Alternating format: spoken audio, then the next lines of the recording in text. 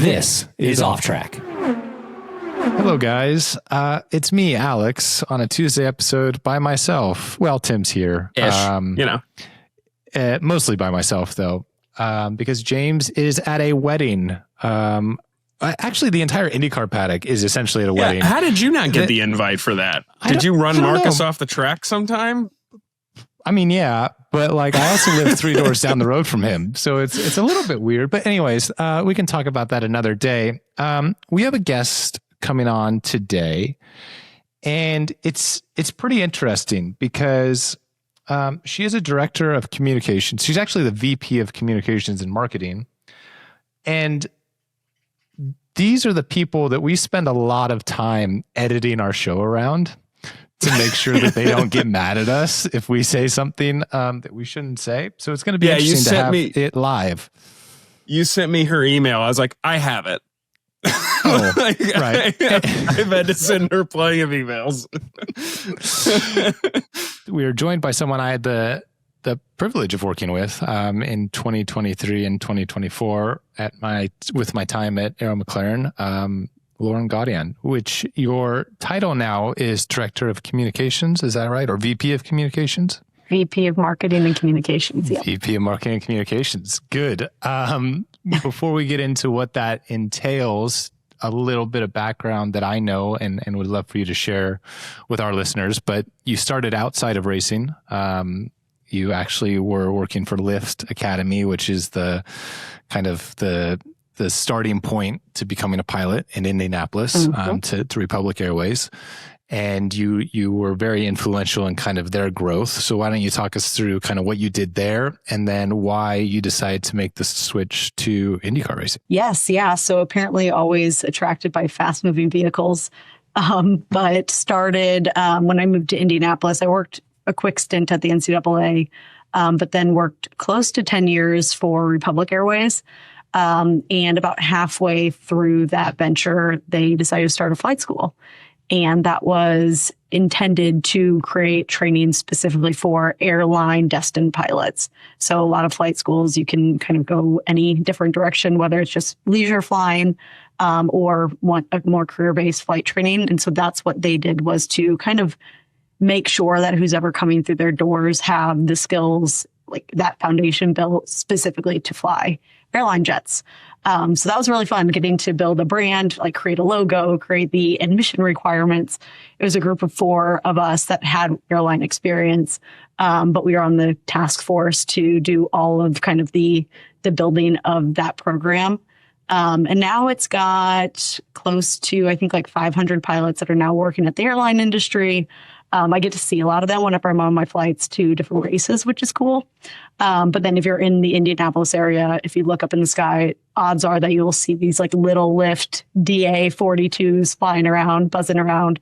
And it's pretty cool to just see that like, that's continuing to grow and build way after I've been there.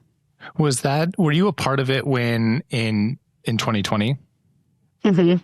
Yeah. So, right. So a huge pilot shortage ended up happening in that kind of time frame. And also there was a lot of free time for people. So the influx of new pilots became massive. So it would have been pretty interesting, I think, to be a part of that as such a big influx and interest in aviation came about. Yes. Yeah. That was a wild ride. So we started in 2018, kind of as like the pilot shortage was like in its probably worst time frame. So we did a ton of recruiting all over the US just to find people that would be interested in flying, convince them to like either go straight from high school to train or leave, other jobs, knowing that the demand was building.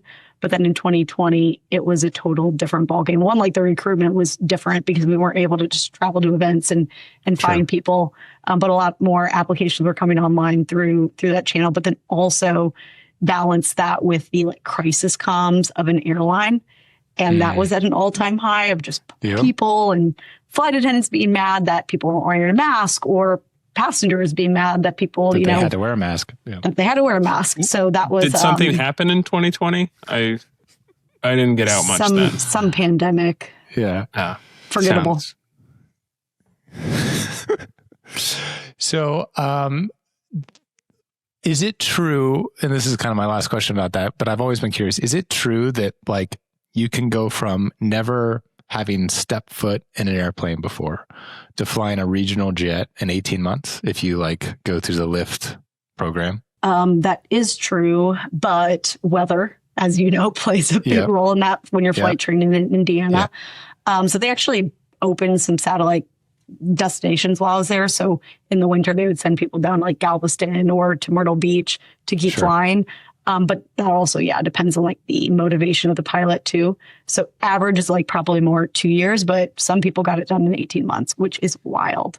That is incredible actually to think about. And something that, Tim could never do, just because he has commitment issues. So I don't even think he could do anything for 18 and nobody months. on an airplane wants me to.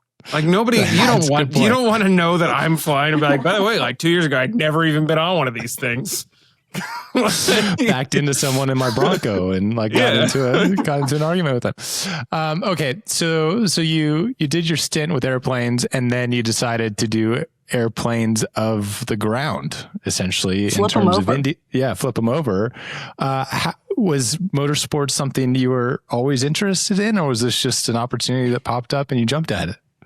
The latter. Actually had never really been a motorsport fan, but coincidentally, my first IndyCar race was the one you won, the 100th running of the Indy 500. Nice. So you played a part in this. Cool. But I honestly, the woman who hired me at Republic Airways, call it 10 years before, she was then head of HR at Arrow McLaren. And so they had a comms opening role and, or comms role opened. And she asked if I was interested. And I was like, sure, why not? Count me in. What do I do? But found out quickly that I thought I had seen all of the crisis from the airlines and felt like I was pretty prepared, but that was good training for the motorsport world. Would you say that you were surprised by that? When you look at racing and obviously you can think about these worst case scenario situations of someone getting injured or God forbid something worse, right? And you will think about, okay, there's a risk involved in motorsports. So there's always going to be this kind of crisis management that could potentially happen.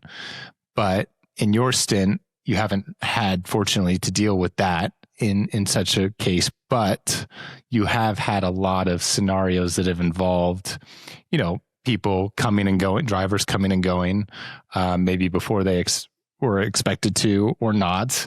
And so was this all something that you kind of had to just adapt to on the fly? Because I would imagine it wasn't something that you were really prepared or expecting, I should say, going into it. Yeah, I think I was pretty naive at that. I mean, I'd worked in sports before, so know that players change teams and things like that all the time. But yeah, when I was thinking crisis comms, I was definitely thinking it'd be an issue on track. Not a ton of driver changes, but honestly, those, while can be super unfortunate, you learn a lot about your team, you learn a lot about the drivers, you learn a lot about just kind of like navigating those things, and you can make good scenarios because, while it may be detrimental to one person, it's a really good opportunity for the next person. And so how do you onboard or bring or market that new driver? So trying to focus on that. But also you've got a very passionate fan base, which I think that's a privilege that IndyCar has. You can have some pretty passive fans, but we've got a very vocal group that we're always trying to, create affinity with. And they tell you really quickly whether you're doing it right or doing it wrong. So that's an interesting kind of follow-up question in terms of a team, right? So you have so many responsibilities to your partners, obviously, to your employees, to the drivers, but also to a fan base, to an audience, right? Is it difficult to, you're never going to appease everyone, right? And you're always kind of balancing the company line, if you will, especially working for an organization like McLaren. And then also the bringing people into the personalities of who your IndyCar drivers are, which I think is an amazing thing that our sport does. But walk us through kind of how you try and manage that kind of juxtaposition, because it exists where, we know Pato's personality, right? It's not necessarily always a corporate McLaren way, but he has to still represent that, but at the same time, not be this like box figure that is just reading company lines. So how do you manage those situations? So I think that's actually where I got a lot of good foundational I guess, call it like business strength from the airline, because at Republic, we were representing American, Delta, or United, which, I mean, a lot of them are very conservative versus, some of our flight attendants' views and things like that. So you kind of had to like find the best neutral in whatever message that you come across. But fortunately, where we were trying to avoid headlines in the airline industry, like from a brand standpoint in racing, you can create a really good scenario out of some bad press, or get people to pay attention to your brand that, and just kind of like help kind of massage the problem away a little bit by creating, like I said earlier, like the more affinity from a fan base. So I felt like it's fortunate. I think Zach and Tony are interesting in the fact that they are leaders that very much appreciate a marketing angle.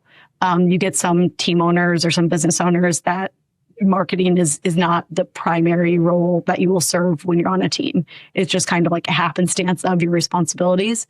But the McLaren brand is very out there. They want to keep growing it. They want fans to kind of help build it as well.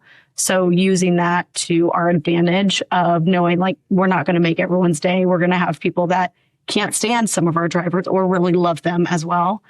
And so trying to lean on, okay, how do we keep the fans that we have, but also kind of cater to those that kind of may be wavering on every other day. They're going to either hate you or love you. Speaking of hating people, was anything fun about working with Alex? Well, we got along. Well, I say that we got along pretty well because he was a pilot. So we had that in common. His glares when I would come around for media windows sometimes were fun to navigate. Yeah. But you were pretty good. It wasn't personal. No, it never is. No. Yeah. He's just a prick to everybody, and that makes it okay, I guess. There you go. I would like to say he usually left those windows smiling more often than glaring. So I think I did my job. That's what we all know. Alex is a big softie. People know what they get. Okay, so speaking of knowing what they get, I would love for you. A lot of our listeners are huge Pato fans, and a lot of people are huge Pato fans, right? You look at what he's done from a merch sales standpoint and his just general following, seemingly everywhere we go on the calendar. Give us an inside look as from your job, like what it's like to work with him. You know, he's the most popular driver on the grid. He's obviously incredibly successful as well. He's not just a fun personality, like he's getting it done on the racetrack.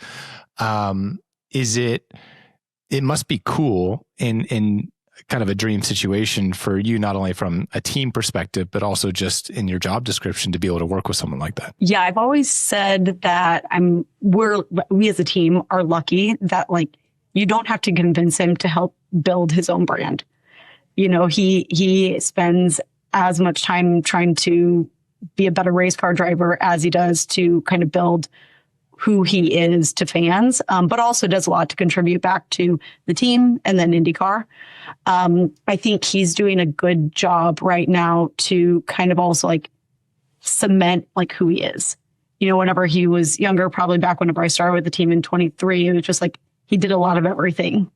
Whereas now you can definitely tell that he's leaning into this persona that he's built. He's attracting more fans, and that kind of all just like avalanches into huge merch sales, into getting a Super Bowl commercial. That doesn't just happen because he is a pretty face. So I think that he's done a lot of good work to, like I said, create who he wants to be to fans, but then also he spends a lot of time on it. And money. And money. Yes. Yeah. Like he's put his money where his mouth is with buying out sections of racetracks for his fans, but then also just like where he will go to be present with fans. He goes into markets a lot of times early on, sometimes for his own will, sometimes at the asking of IndyCar.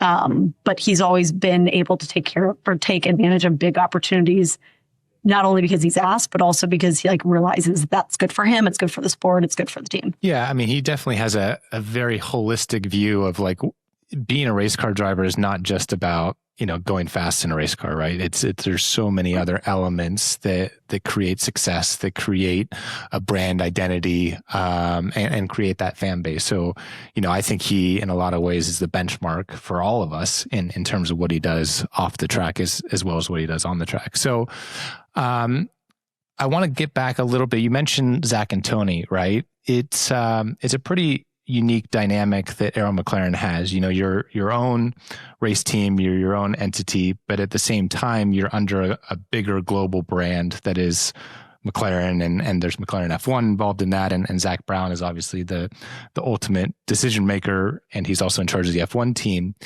How's that work for you guys? Not only from you kind of have these two probably criteria you have to meet, but you're also operating on completely different time zones most of the time. So is your phone just constantly on and you're managing different countries? Because Zach doesn't seemingly ever sleep. Yeah, as well as I do that you never know what time zone that he's in. But yeah, in a way, I think coming from an airline industry where that was happening regardless, because there are always planes in the sky, I felt like this isn't as bad as that in terms of the text messages and messages that come through. But I think that both operate really quickly. They expect a lot from their employees, but then they also create a lot of opportunities from a brand standpoint too that we want to take advantage of. So I think it depends on your pace as an individual, but I like to work fast, and so the demands that they have don't seem as sometimes crazy as what they made to other people. What was it like kind of watching Tony? Because I was there when he first came into the team as a driver / kind of, I don't want to say this in a bad way, but kind of tour guide for NTT, right? And then it kind of progressed through driver liaison, and he started to have a little bit more involvement here and there. And then fast forward to now, and he's the boss.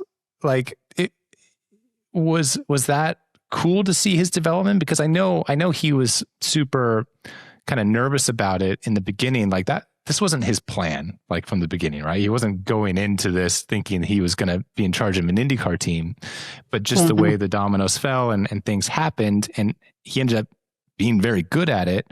It kind of worked out that way. Was that kind of wild to see his rise and progression through that time? It is, but now looking back on it, it's not a surprise at all, because I feel like he almost treated it as driver feedback from the car. At first he started I think this is right. I think this is how the car should feel, but I'm not quite sure, because engineers aren't who's making the decisions. But then he couldn't control himself. So he started giving more feedback. And then all of a sudden, he was then making more and more decisions because of it. So it wasn't there was no point where it was oh, today's the day where you can see the shift of him being a driver versus a team leader. But it just became more of that, what he's saying is making sense. He's building a team around him because he gets it. He's been a driver. He's had such close relationships with every person who has a role on this team, from marketing, from mechanics to engineers. And so Kyle Moyer said it really well a few weeks ago when we had an interview with him, where he's Tony's not the guy who's necessarily giving the expertise for everything, but he's found the right people because he's had years of building relationships across the paddock, where he's putting the right people in, and he's listening in all those conversations, say yeah, that's right. We should do that because that person really knows what they're doing. Yeah, and I think it's clear. You look at the results that the organization had this year. It was the best year that they've had across 3 cars, right? In terms of the podiums that were accrued through the year and the championship position. So whatever he's doing, it's obviously working. And I think if you look at the legacy teams, right? The teams that have had the most success over the past several decades, it's Penske, Andretti, Ganassi. What do they all have in common? All 3 of those owners were drivers at some point. You look at RLL, Bobby was a driver. You look at ECR, Ed was a driver, right? So it's not uncommon. It makes a lot of sense that someone, especially of Tony's personality and for how long he's been in the sport and how good he is from the commercial standpoint, that he would be really suited to this role. So good to hear that you see it that way as well. I guess my final question I have for you is really just your viewpoint of where the series is going. There's been a lot of positive things that have happened, especially, if you look at this year and some of the things that went on with Fox and our broadcast partner. Obviously the TV numbers for the 500 were incredible, and some other races this year. And the sport is growing, and it is going strength to strength. But where do you see, it going in the next couple of years? And what is the biggest thing that you would like to see, not just the series do, but other teams and drivers do to continually close the gap to their sports we're competing against? The news about Fox was super exciting. I know we're all waiting on the edge of our seats for the schedule, but keep hearing whisperings of really, fun locations. And it's nice to see that that's just creating a buzz, not only within the team, but like more fans are talking about that. So I think we'll hear more in the hopefully coming days or weeks on where we'll be next year. But I have a feeling that the markets that we'll be in and the fans that will be coming to the races will keep growing and getting better. I'm excited to see what Fox is going to do from an activation standpoint. Like I loved St. Pete last year, where they had some components of the commercials that they had at the racetrack with Joseph's cologne bottle and Pato's newsstand. Sure. So like bringing those things to life, I think just help the fans buy in. And I hope that, teams realize kind of the money that you put and the investment that you put back into marketing, you're going to reap that as well. So it's not just a cost that goes out the door and never comes back to you. Like I love what Ed Carpenter Racing's doing with Splenda and with Java House. I've got some brand envy in having brick and mortar locations that you guys can activate at, even though you may not love all those appearances, fill in your calendar. It's awesome to see like how different brands are activating outside of kind of what we're doing as a team, and more, they're more social media people in the paddock now than ever.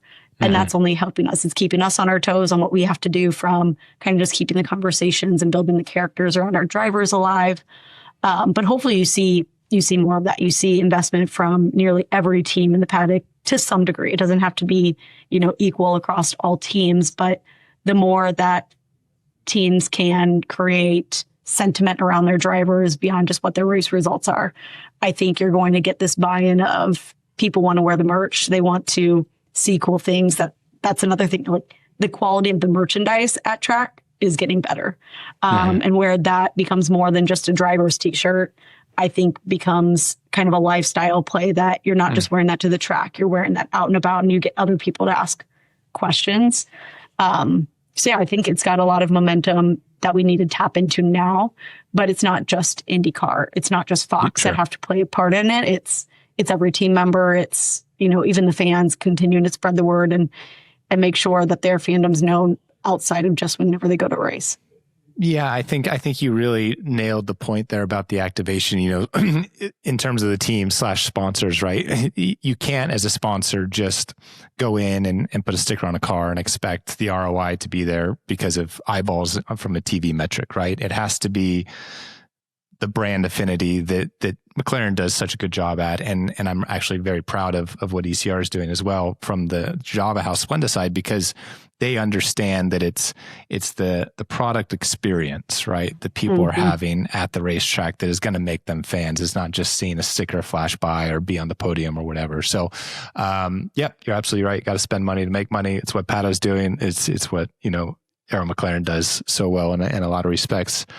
Thank you very much for your time and sharing your thoughts and viewpoints and as well as your background. And I loved what you guys did or are doing when I was there, and keep it up. It's very cool to be a part of, and I still follow and double tap on socials most of the time.